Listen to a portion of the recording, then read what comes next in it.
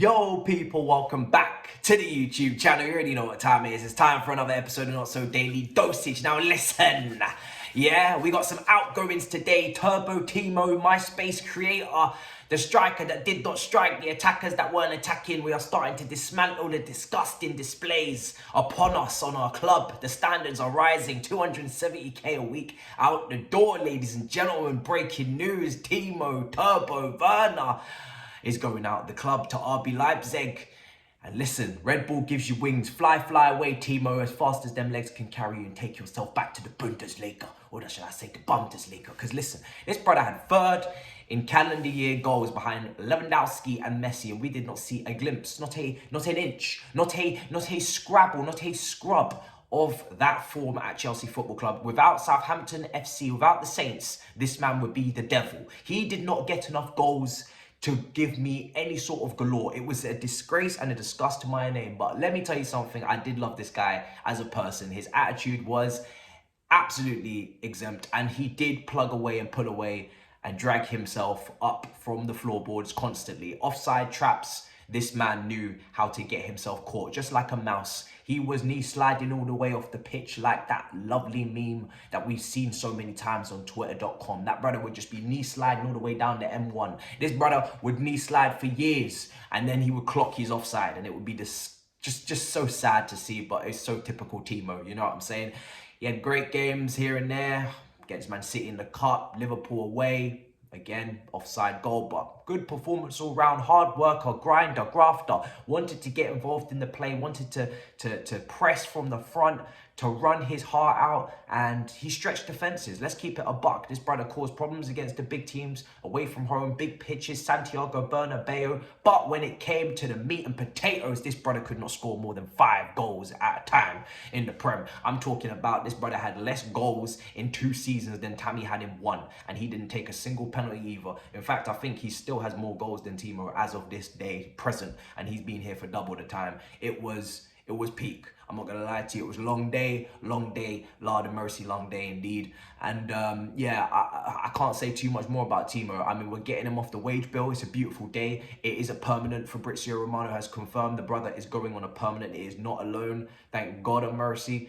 Lukaku, if you could only follow suit. It is a good window when I can say to myself that you heard me on this channel during the season. 2 players I want to get rid of, Lukaku and Werner. 2 high earners, not pulling their weight, quite literally, because Lukaku was slightly overweight at one point in our team. And I said to myself, if these 2 could pack up their bags, take their toothbrush and Colgate and get the hell out of here, I will be a happy man. And now I have it confirmed, and I'm telling you, it's a glorious day. The sun is shining, the birds are chirping, the wind is blowing, and the trees are glistening in the green. And I'm telling you right now, I'm about to break dance in my room because I'm just so relieved. I'm telling you right now, I'm so relieved. I've had a bad couple of days, which I'm going to explain in the end of the video. I wasn't even meant to make a video, but when I seen this breaking news, I said I have to come here with you and rejoice. We have to have a champagne tonight. We're going to drink champagne tonight. Me and you as viewers, we're going to enjoy this, because as much as I love Timo, like I said, the attitude, handing out the sweets on the bench, really accountable, like an accountant.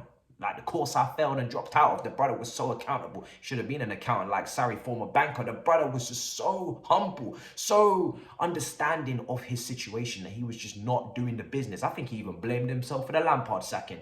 But I have to say, it was your fault. No, I'm joking. It's not. Yeah, man, he just didn't do the business, man. You expect finishing at the very least from Timo after the runs, and we just didn't get it. The brother was missing some blatant chances. It was long.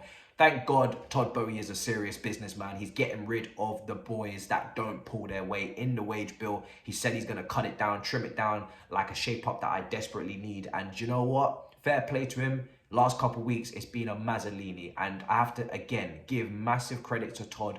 Tuchel as well. I saw some reports saying that Tuchel wanted to keep him. I didn't quite believe my eyes. I said, there's no way Tommy tactical, tenacious, Tuchel wanted to keep Timo after seeing what he saw for the last 2 seasons. So thank God, I was going to swear, thank God that he didn't actually mean that, and that wasn't actually true, because clearly he's out the door and Tuchel sanctioned that. So this guarantees also hopefully another forward coming in, which absolutely just after the Everton game, the lack of creativity, the lack of entertainment, the dry Sahara Desert performance that it was, we need another attacker, and maybe even a little De Jong as well, just to sprinkle the little cherry on top of the cake. I'm looking forward to the next few days. I'm looking forward to the next month for the transfer window, because now I can see that we're serious. It would have been very easy to keep Timo, very easy to say, oh, we got rid of Lukaku, that's enough. And I'm not going to lie to you, potentially this ownership change was a blessing in disguise, because I can tell you for a fact that if this was Roman and Marina, these two would not have left. Lukaku and Timo would have stayed.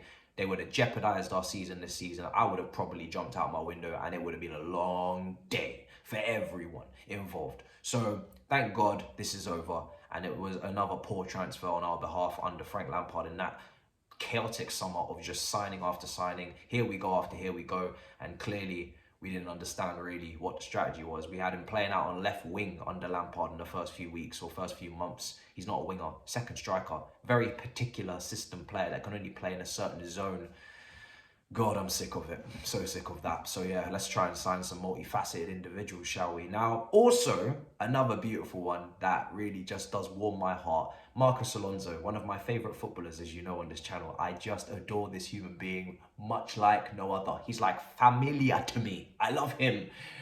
But he's leaving, and thank God he is, because Cucurella is just so much better. Oh my God, did you see Cucurella against Everton? That is the standard. That is the level I've been crying out for. When people talk about Marcos Alonso, heritage, legend, yes, I respect what he's done in the title win in 2017, but we're in 2022 now. And as you can see, the player of Cucurella is the level that I aspire to have at my football club. Quick, snappy, progressive, and just good at everything that I need him to be good at on them flanks. And the brother is just a great crosser as well, like I said in the review. So Marcos Alonso is heading away, and like I said, Barcelona are taking Marcos from us. And yeah, that's another video that I did, if you remember, trying to sell Marcos Alonso, and another video that prevailed. So if you do check out the channel, the hacked playlist, you will see Werner and Marcos Alonso. And I said to myself, I'm not going to add to this playlist until what I have demanded has occurred. I asked for Werner to go to Bayern, he's going to RB Leipzig, cool. I asked for Marcos Alonso to go to Barcelona, he's going to Barcelona.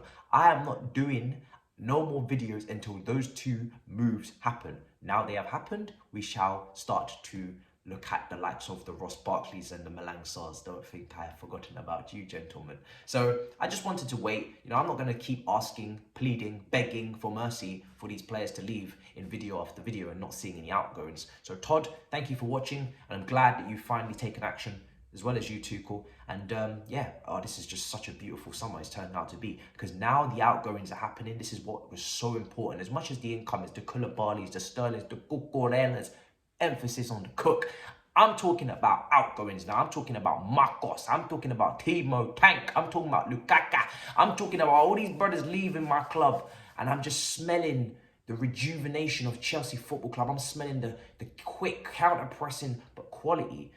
Oh, it's just beautiful. You know, you got rid of a Lukaku that didn't suit your system, and Marcos Alonso, for me, that doesn't suit the system.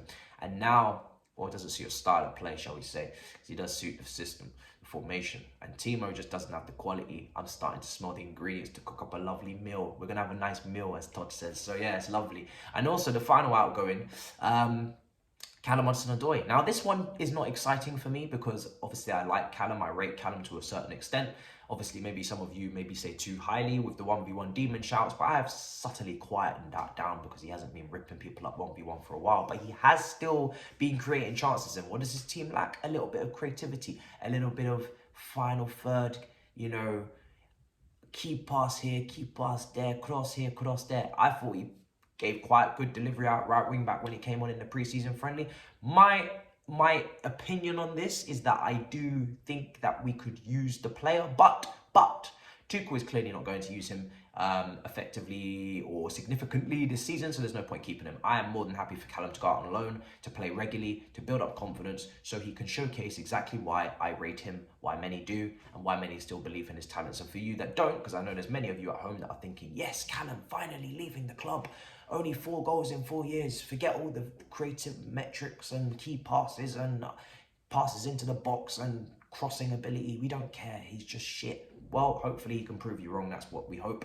He's been linked with Southampton, Leicester as well. Dortmund and Juventus. And it's funny because no matter how many times Callum continues to fail and not actually reach the expectations of Chelsea level, he always seems to still get linked to some top clubs, whether it be Bayern Munich, Dortmund or Juventus. And that tells me that there's something with this player. Remember, only 21 years old. So yes, he's been kicking ball for a while since he was about 17, 18 in his first team, but still some time to show those doubters what he can do, and regular game time will give him that. Tommy Tuchel doesn't seem to be using him or favour him. He was out of the squad for the 20-man squad against Everton, so clearly not part of the plans, or at least a key cog. I thought Ziyech was going. It appears that he is not. I don't know. But Hakim, whatever you wish, looks like he could be staying. I don't know. He did sack his agent and hire a lawyer, and clearly they didn't beat the case. So I have no idea what's happening now. Christian Pulisic was always going to stay for the American tax and the owner. So it looks like we've already settled our business here, but we do need another forward. None of these names I've mentioned really should be starters. They can all fight amongst themselves for those precious minutes off the bench. As far as I'm concerned, I need more. And let me not forget you, Kai. Mason, you were poor as well. Against Everton, it was only Sterling up front that did the business. Only the person taking on players, looking lively, connecting the dots, as they say. Kai was absolutely awful. Really needs to step up. It's not good enough. I'm going to give you a couple more games to bed in, get yourself sorted. I know maybe you're rusty, yeah? Just come back, new season, first game, cool. That will expire like milk, my friend. I am watching you closely. You have not more than you can believe. More than you can believe, I am watching you. So step up, because we need more from you, Kai. And Mount was just spamming crosses and shots for no reason. Please calm down, sir. I know your GA is healthy and you're getting your 5 a day GA, but bro, you don't need to be Bruno Fernandes. Please relax with the football, pick your decisions, pick your head up, and pick yourself up off the floor, because that was not good enough. And yeah, hopefully better days to come in the attack. Both of these players can be benched if they're not going to step up their performance over the course of the season. We do not play games around here. Competition is a must, and we need it because we are trying to strive for better. So I don't want these players thinking they could just start games because price tag or player of the year. No. New season, new vibes. Step up. So patience is a virtue for these guys, but I am also watching them closely, especially Kai. He hasn't really got money in the bank like Mace. And yeah, in terms of me personally, it's not been a great few days, as you can probably tell. No, you can't, because I've been so energetic and beautiful with my poetry and my words, but I am actually going through a little bit of a personal issue in my family. My poor grandmother unfortunately passed away a couple of days ago, so I visited the family home, met my dad for the second time in 15 years, and yeah, it's been a lot for me personally. So I wasn't planning on uploading a video today. I probably shouldn't be in my mental state, but here we are here in front of the camera talking to you at home and trying my best to entertain you, and hopefully you smash up the icons. And like I said, you people are my family now, so I much appreciate your support over the years, and I felt like you deserved a video, and it gives me an opportunity to open up and tell you that I am extremely sad. So yeah, I will be back though. I'm not really taking a break because I can't afford to. Those rising bills, Boris. Thanks for fucking up our country. But I will be back tomorrow. I'm going to spend the rest of my day building my studio, making sure that you have a lovely backdrop to look at when I am waffling. And yeah, I will recover from this as I have recovered from every other travesty. And I'll be back for more tomorrow. So big up your damn selves. Make sure you smash up the icons. Let me know what you think in the comments down below. And I'll see you guys in a bit. Big up your damn selves. Peace.